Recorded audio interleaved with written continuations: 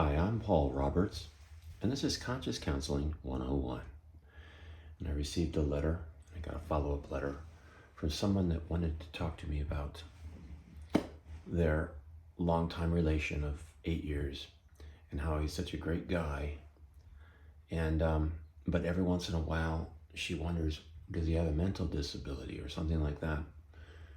Or a demon, she even mentioned, because he gets really irate and upset and mad and angry all of a sudden over nothing and becomes a completely different person. And she wonders whether she should stay with him or not. And, it's a pretty big concern. But I'm going to tackle this in a very general way here. Okay. I'm just offered to talk to people as a friend, a life coach or a counselor, but in this case, just a friend, because I don't know enough to talk about a difficult subject like this and come down hard and firm for you without having more conversation with you first. So what I would say is this. It sounds to me like from your letters, almost all the time, he is a good, decent person and you're happy with everything, except for these few little times. You can't quite pin it down, okay? I call what I do Conscious Counseling 101 because what I do and I've done all through my life has worked for me and my family. And in this difficult world we live in, let me just share with you what it is. It's really what you need to do with this person whenever he's in the best moods he can be, the regular person that he is, okay? I think demons is something that people used to describe something long ago that they didn't understand. Just like, volcanoes, thunder and lightning, they were gods, because people didn't understand them. Those are natural occurrences and science has since explained it. And I think a demon probably isn't really a demon. It's really some other thing. But here you have manipulation and control during a period of time when he's a regular, solid individual. So he's not constantly controlled by this thing, okay? So I'm going to go so far as to say that what is needed here, just generally, I'm just talking generally, is introspection. I call this Conscious Counseling 101 because what I have done all through my life as an artist and a creative individual, a philosopher, and just everything that I am myself. I'm an introvert, but I've always looked at myself. I've always looked at myself and tried to discover the answers to what I see in mankind, everything. Because I know that I'm a vessel here that's going along through life, and I've got everything I need in my floating laboratory here, right? If I'm honest with myself, and I examine who I am and why I am and what I do and what I think and all these things, I can come up with great answers that no one can really give me. But I have to create this. I have to be the master of my own destiny. You have to first be the master of your own destiny. And perhaps you can help this person, if he wants to be and is willing to participate, to be the master of his own destiny. If he cares for you, and he's decent in most regards almost all the time, you need to be talking with him about this. But not in a, let's frame him in and make him all like defensive, like an animal caught in the corner type of thing, because then nothing will work, okay? You're not going to manipulate him. He's got to do this on his own. You want to challenge him in a loving manner to be introspective, to examine himself, to be upfront with you and caring and loving, and know that you're a safe place for him to bring out his inner examination thoughts and feelings. This can reward him, and it can reward you, and it can reward both of you.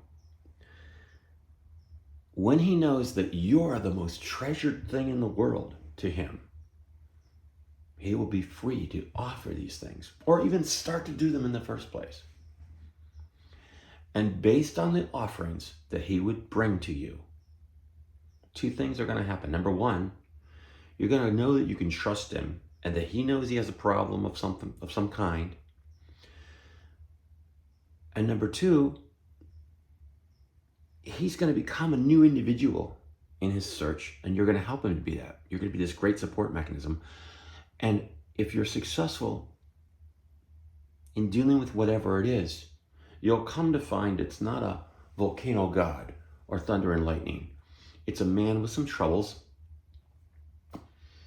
and he wants to get through them and learn to control them and manage them and get past them and have a life with you, hopefully, rather than be dominated by them and be mastered by them. I always tell my children, whatever you don't master in this world will master you. You're not going to master this individual. You're going to be loving and caring and help him to learn to explore himself. And in the end, if you persevere and he's worth it, and he perseveres and he deems that he's worth it and you're worth it, you will make a gain.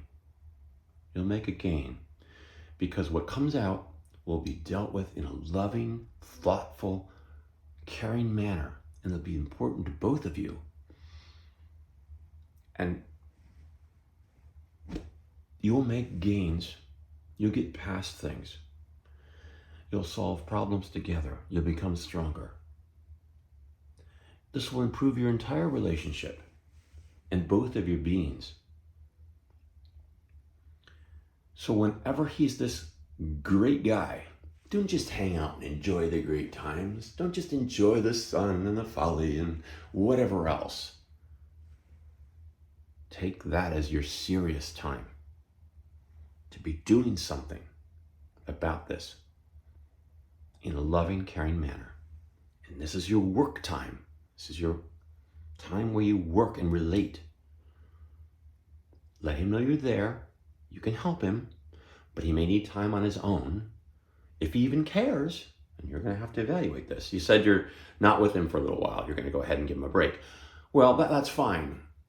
But after this video, if you agree with what I'm saying to you, then what you're going to do is you're going to give him that break, and you're going to say, let's continue on together, but in this loving, thoughtful, introspective, exploring way.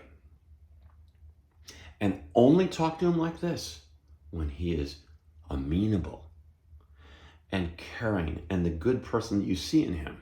Don't even say the smallest thing to him when he's crossed over to this other place you're talking about, okay? Because you won't get anywhere. I use this analogy a lot of times when I talk to somebody that's so hard to reach. The sun and the wind had an argument. The wind said, I'm stronger and better than you. I'm going to prove it. Will you accept my challenge? And the sun says, sure, I will. So the wind says, okay, you see that man down there wearing that jacket? I'm going to blow so hard, I'm going to blow that jacket right off of him. So the sun accepts the challenge and the wind goes first. So he blows like crazy, and you can see all the results of the wind. Everything around him's blowing, everything's great. And you would think, oh, that jacket's going to whip right off of him. But what happens is, and this is very crucial to what you're talking about here, he grabs that jacket and he holds on even tighter for the cold and the wind. It becomes impossible for the wind to blow that jacket off with all of its force and strength.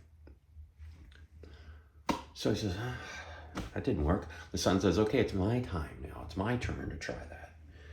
So just sitting there doing nothing, just warmed up, and the man took his jacket off. This is what is needed to do something that seems insurmountable. This is what is needed to reach somebody that seems like they've got a wall built up, or maybe they don't even understand it. Maybe they didn't build a wall. Maybe they are bogged down by so many chains of life and people call it demons. But it's really, maybe something isn't working right. Maybe something's not working right. But I tend to think, I'm listening to your words, that it is working right a lot of times, and then something snaps. This would be, to me, showing me that something is wrong, that with all his working faculties, you said he's a successful business person and all these other things, with all his working faculties, it would suggest to me that he's just being caught off guard by something that he's troubled by, or acting in a habitual manner because he can't resolve this by himself. I don't know if you saw the Matrix series, but I always quote this too, the Oracle. When Neo went to the Oracle said, all that you're having trouble with is that you can't see past. You've already made the choices, but you can't see past a choice that you don't understand. Okay? You've chosen to be with this person. This person's chosen to be with you. This person has chosen to live his life the way he's living it.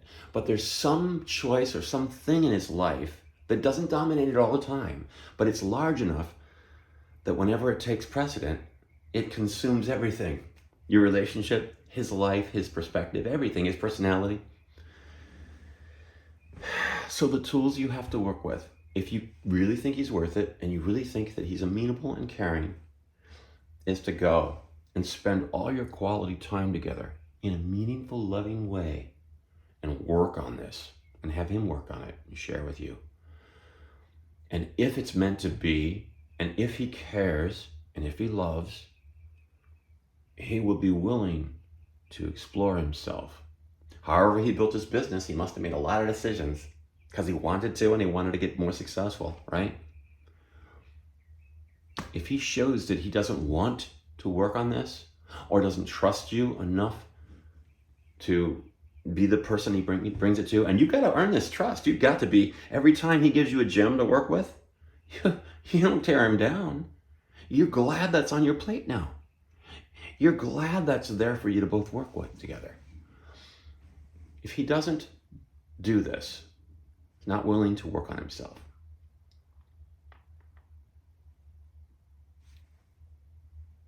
then yeah, well, you are as a caretaker. You're willing to take all the bad for the little tiny bit of good. And I would say you probably have to make the decision at that point.